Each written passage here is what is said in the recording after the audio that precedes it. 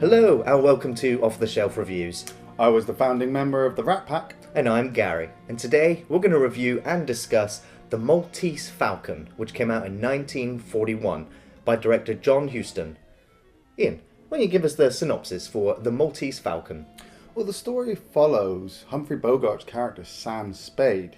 He's a private investigator working with his partner Miles Archer, and the two of them are hired to find a woman's missing sister. Sam's partner is killed, and the cops are looking at Sam as the criminal. He spends the rest of the film investigating what's actually going on and realizes that there's a much bigger investigation than he first realized. This isn't the first adaptation of the book, The Maltese Falcon. The Maltese Falcon originally came out in 1931, which is 10 years before this one. Yeah. There was also a second adaptation of the same book. That was called When Satan Met a Lady, and that came out in 1936. And then, of course, you have The Maltese Falcon now in 1941. And when John Huston was brought on to make this film, this was also his directorial debut, he had the script ready and he wasn't happy with the other two interpretations of the film, and he turned to the studio and said, I've got this, we're ready to go, got Humphrey Bogart to play Samuel Spade, what more do you need? And the studio was like, okay, we're going to give you 6 weeks to shoot this in and $300,000 to make it with. So he was like, okay, no problem, went away, came back with the script, and the studio was like, we're still not quite convinced with you and what you've got here. So he was like, okay, went away, and then he storyboarded the whole script. He made a shooting timetable. He literally went through all of the details and made one of the most detailed scripts and shooting scripts and storyboards available at the time. And the studio was like, okay, we can pretty much visualize the entire film. Go for it. And that there is pretty much the foundation for what Hitchcock would eventually go to do. Storyboard, so now I can show you what I'm visualizing. Yeah. And then, of course, Spielberg would take that on, and now it's pretty much commonplace for every modern motion picture to have to go through that process.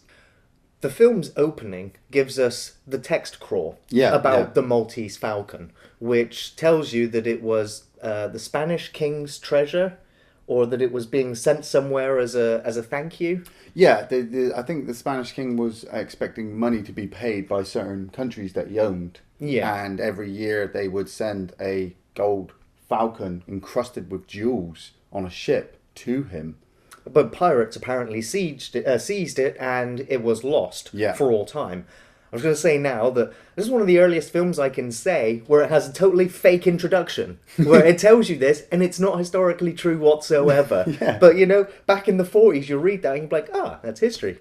Yeah. I love the fact that it starts with that, and so you're like, oh, okay, this film's called The Maltese Falcon, and we've just been given the history of the Maltese Falcon, and now we don't actually see any of this till like 45 minutes into the film, because we follow Bogart going around trying to work all this out.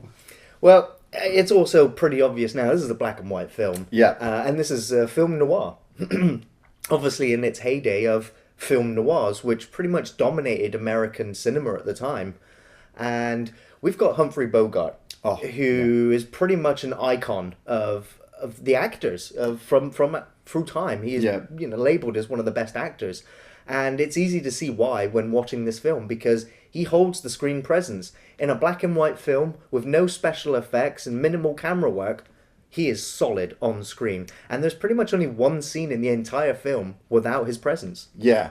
I mean, I'd heard a lot about this film and never actually had the chance to sit down and watch it. So when we were discussing about what to review, I was just like, dude, let's just knock this one out. This one we're always hearing about. People always bring it up in film catalogs of the greatest films of all time and things like that. Maltese Falcon is always there. Humphrey Bogart is always on somebody's list somewhere. So let's just get this one out.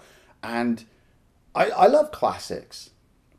Don't get me wrong, I love all films, but when you go back and you watch films that don't rely on special effects and really priced actors and, crazy scripts with elaborate stories, instead, what you get is a guy sitting in a set, camera on him, delivering his lines so fluidly that you are just believing that Humphrey Bogart is Samuel Spade.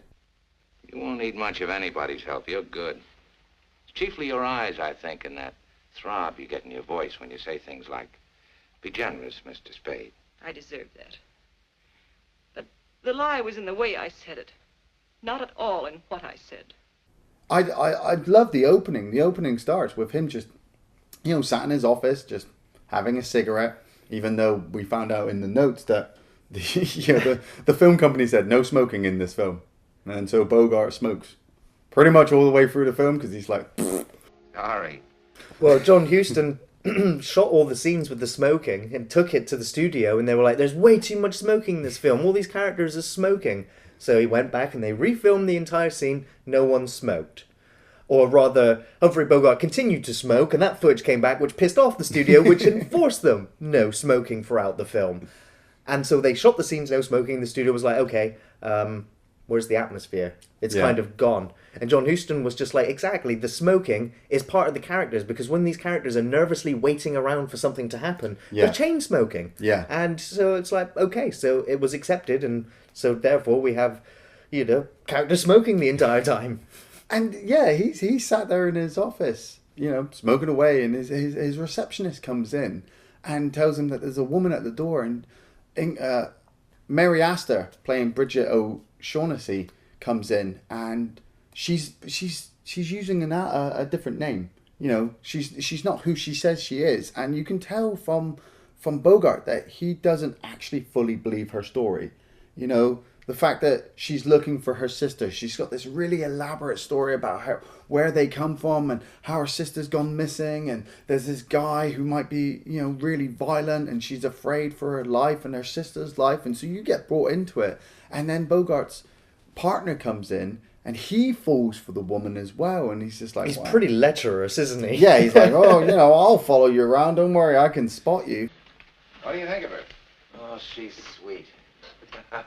Maybe you saw her first, Sam, but I spoke first. You got brains. Yes, you have.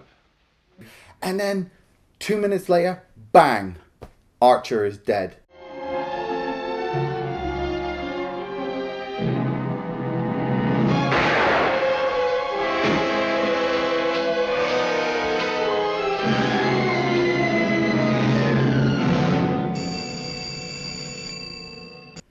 And then we're just left with Bogart.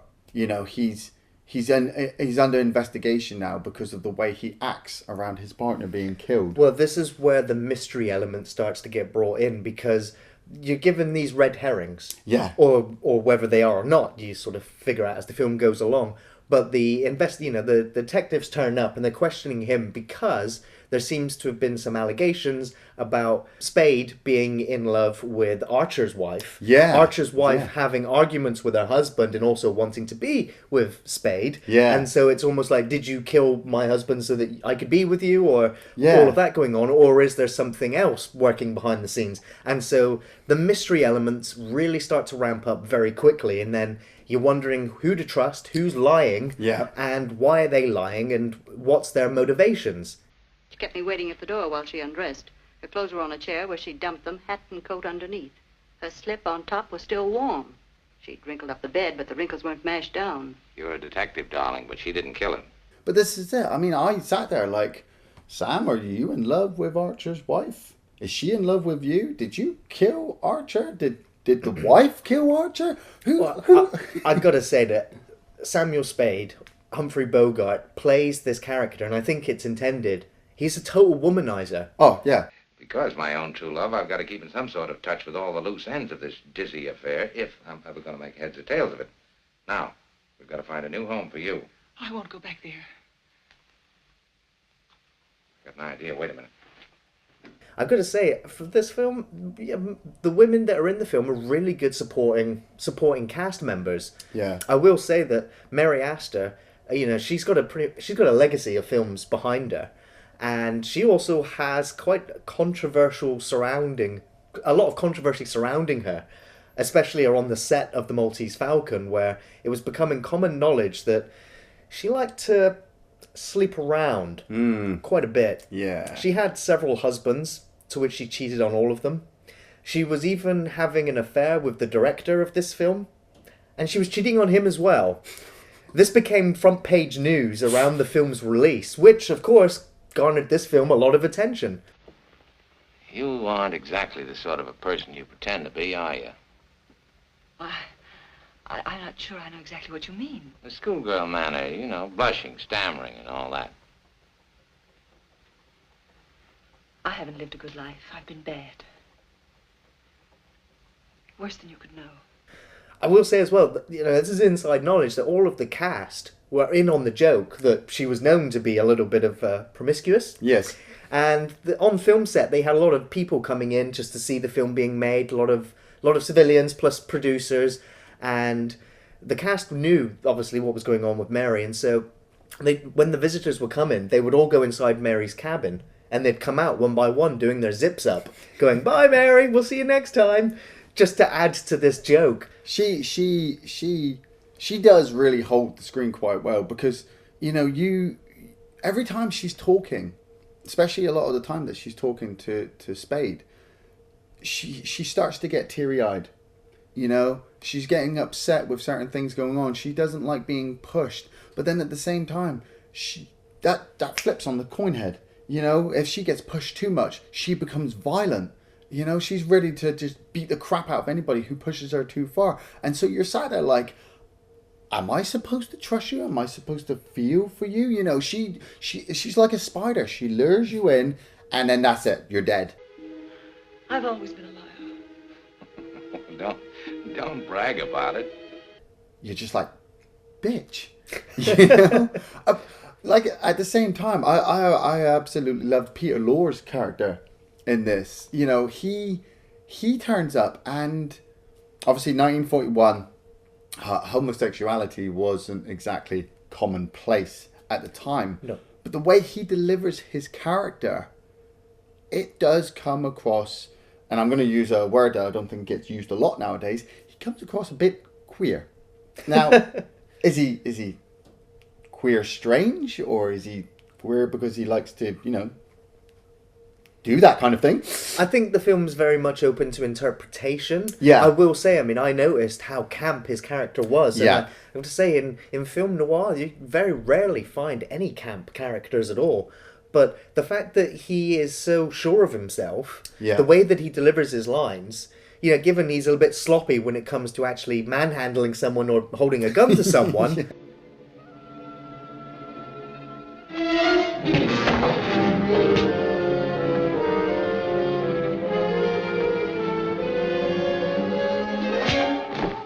But other than that, he's a very strange character. But he again holds the screen just as much as Humphrey Bogart does. Yeah. Peter Lorre also went on to say that Joel Cairo was his favourite role he ever played. It was phenomenal. Just like we said, without all the bells and whistles of special effects and CGI and green screen and all those crazy things we kind of have nowadays, having the camera just focus on the actors and relying on them delivering their lines to carry the scene across, it's just phenomenal. Every single one of them in this film is brilliant, but my hat goes off to Bogart, because he is just, like I said, fluid with all of his lines. Some of the times I had to rewind a couple of times because I hadn't caught certain things he'd said because he was speaking so goddamn fast, and I had to rewind it like, oh, that's what you said. Sorry, I completely missed it because you were so good. I can't believe you had to do that, because I actually also rewound the film a couple of times and then put the subtitles on so that I could read what he was saying, because he confused me. Oh, don't be a hog, Dundee. Your first idea that I killed Thursby because he killed Miles falls to pieces if you blame me for killing Miles, too. You haven't heard me say you killed anybody. You're the one who keeps bringing that up. Haven't you anything better to do than to keep popping in here early every morning, asking a lot of fool questions? And getting a lot of lying answers. Take it easy. If you say there's nothing between you and Archer's wife, you're a liar, and I'm telling you so. There's the scene when the detectives are there and they're quizzing him, and all there's been like a bit of a scuffle in their room. Yeah. One of the Joel Cairo's bleeding. Yeah. And the detectives are like, they wanted to get in, and Bogart's like, he can't come in No. until there's a scream from help inside. Yeah. They come in, and on the fly, Bogart just comes up with this story. Yeah. And just goes, yeah, this is what happened. And I'm just like, did I buy that? I think I brought it. Yeah, I guess he must be telling the truth. And so the detectives leave. Well, anyway, Mr. Shaughnessy and I discussed the matter, and we decided to find out exactly how much he knew about Miles and Thursby's killing, so we asked him to come up here. Now, maybe we did put the questions to him a little roughly. You know how that is, Lieutenant. It's just like, how did you spin that so well? And it's just his charm and just the way he carries himself so assuredly. The detective's like, yeah, okay. Get your hats. Well, boys and girls, we put it over nicely. Go on, get your hats. Oh, don't you know when you're being kidded? I think they actually said that obviously back in those days there were a lot of private investigators, and after the Maltese Falcon came out, a lot of them wanted to be Spade but could never deliver it as well as him. And you do spend, like Gary said, you spend most of the film just following Bogart, going around investigating what the hell is going on, and so you're like a fly on his shoulder, like, I'm really confused. You know what's going on, Spade? And Spade's like, yeah, I'm crazy and unpredictable. It don't matter to me. I'll just do whatever I need to get out of the situation. I love the way he turns up at the hotel to speak to Astor, and you know he's quizzing her, and he tells her about Cairo, and she starts to get a bit nervous, and she starts walking around the room, and she asks Spade a couple of questions about Cairo. And Spade says to her something like, you know, are you going to walk around and fix the curtains and play with the fire a couple of times while I'm talking? And she's like, oh, no. Oh, you crazy little man. And then just before he leaves, he's like, how much money have you got? $500. Give it here. How much money have you got? I've got about $500 left. Give it to me. And she's like, well, I need some to live on. And he's like, you got jewels, you got furs? Pawn them. There's only 400 here. I had to keep some to live on. Well, can't you get some more? No. Haven't you got anything you can raise some money on? Got some furs and little jewelry. You'll have to hock 'em.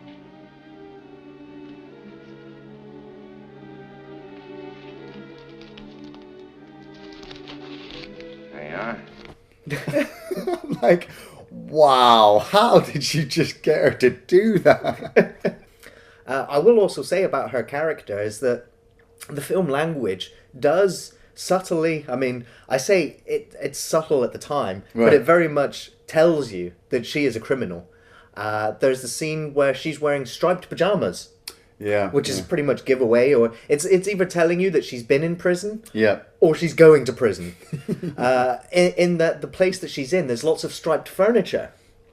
There's also one of the most classic film noir tropes of all time, the Venetian blinds, which cast the stripes on her. Yeah. Also, towards the end of the film, when she gets in the elevator, Yeah. the stripes are shone right on her. So it's just like, she spends almost the entire film behind bars of lighting or stripes of some kind. So it's obviously hinting at you, don't trust this woman. Yeah. But obviously you won't realise that. You first time viewers, you know, I was a first time viewer watching it. I got lured in by her, you know, and it was only Bogart's performance that was just like, I've got to keep your arm's length because I don't completely trust you. And then you come across Cairo, and you don't trust him. And then you come across I think it's Wilma, who was the fat man's little bodyguard, you know, and the way that Bogart just kind of keeps him at bay. One of the coolest scenes I thought, it's not a favourite scene, but one of the coolest scenes I thought was just awesomely filmed was the drugging scene. Sam has turned up to speak to the fat man, and it's just like his second encounter he's had with him, and he walks in all confident, and the two of them sit down and they start talking, and the fat man hands Bogart a drink. Bogart drinks it. The fat man fills it up again. He drinks another one. The fat man fills up. And I'm thinking, you're trying to get him drunk. But then you start to notice that Sam is slowing down. His reaction times aren't so fast. He's not thinking clearly. And then you get that weird faded view of the fat man. And that's it. Sam gets up, starts stumbling around, and then just falls down right on the floor. And Wilma comes in and kicks him in the fucking head. I always thought, that was the worst blow in the film. There's a few scuffles, but that one was the one that made me go, ah. Yeah, I was like, oh man, come on, he's already out. Why'd you do it? But it's because obviously Spade had spent most of the film putting this New York bodyguard gangster down all the way through, that when he finally had the chance to, he just, you know, took the advantage and kicked him right in the face. It's like, oh. it builds up to a crescendo where all of the actors are all together in one set for pretty much the last third of the film. Yeah, like 10, 20 minutes. 10, 20 minutes easily. And it's engrossing to watch because you've seen all of these characters doing their thing separately, but when they're all together, all of the truths start to come out. Yeah. Including the arrival of the Maltese Falcon. And it soon turns out that this item is actually worth about $1 million. Yeah, which was a lot back then, obviously. Which was a hell of a lot, considering they at first thought it was about $5,000, $10,000. Yeah. As soon as they realised its full value, which is why all the secrecy, lies, backstabbing, distrust, all of those things sort of came about. Yeah. Interesting tidbit is that, obviously at the time of making this prop was made out of sort of a resin and wasn't, valued that much.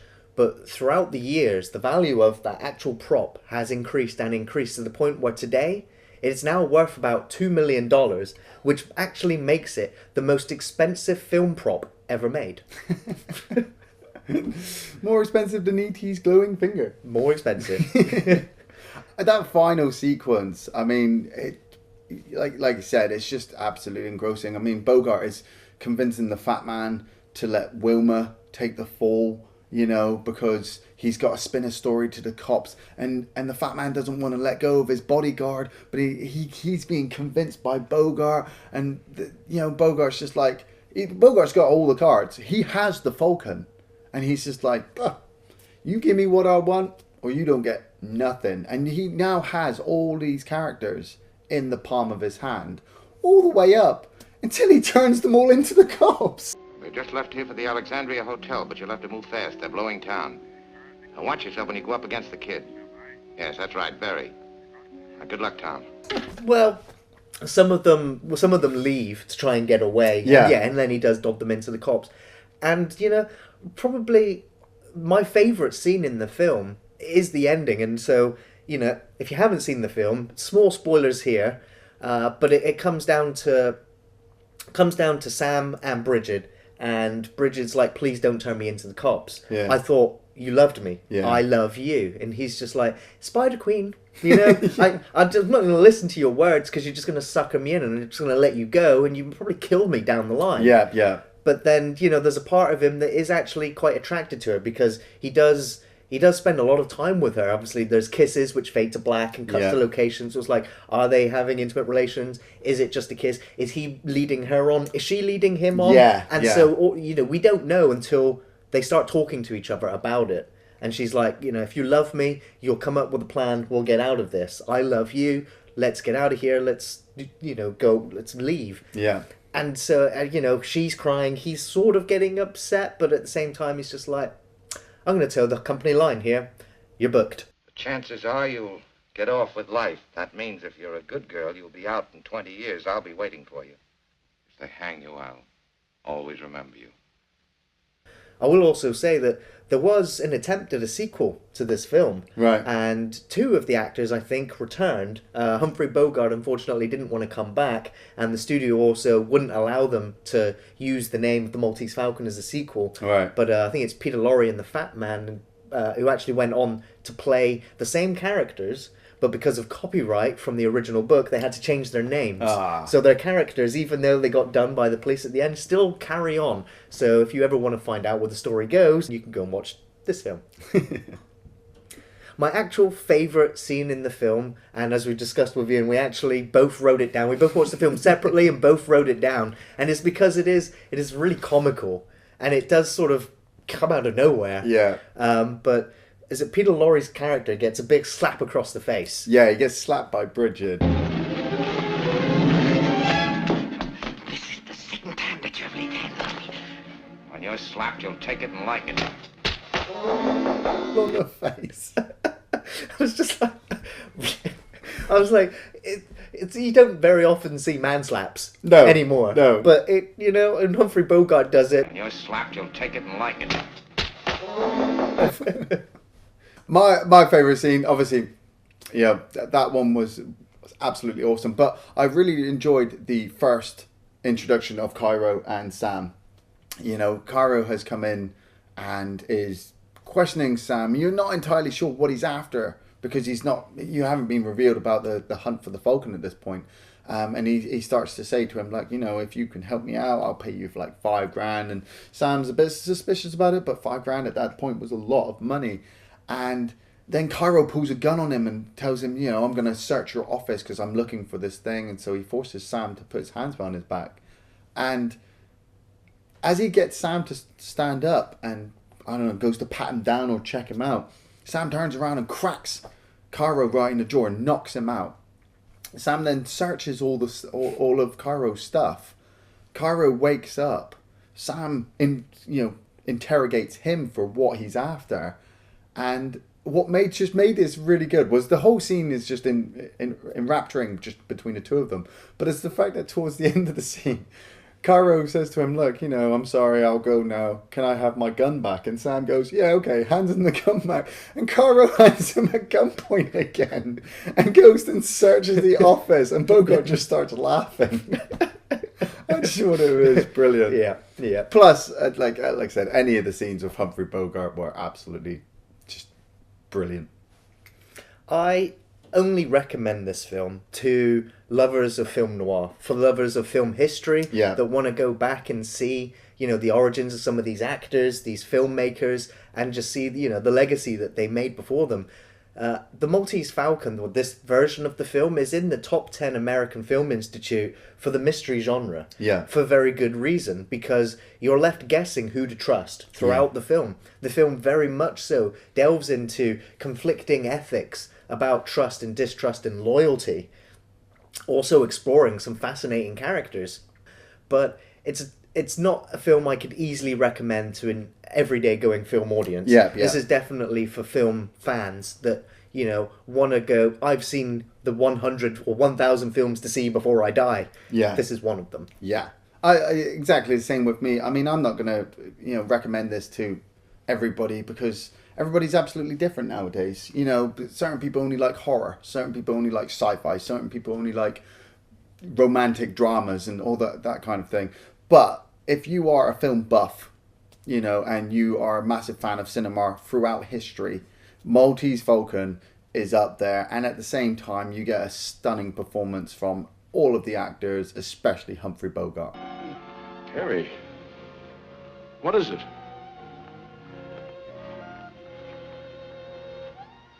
The stuff that dreams are made of. Huh? Thanks for watching Off the Shelf Reviews.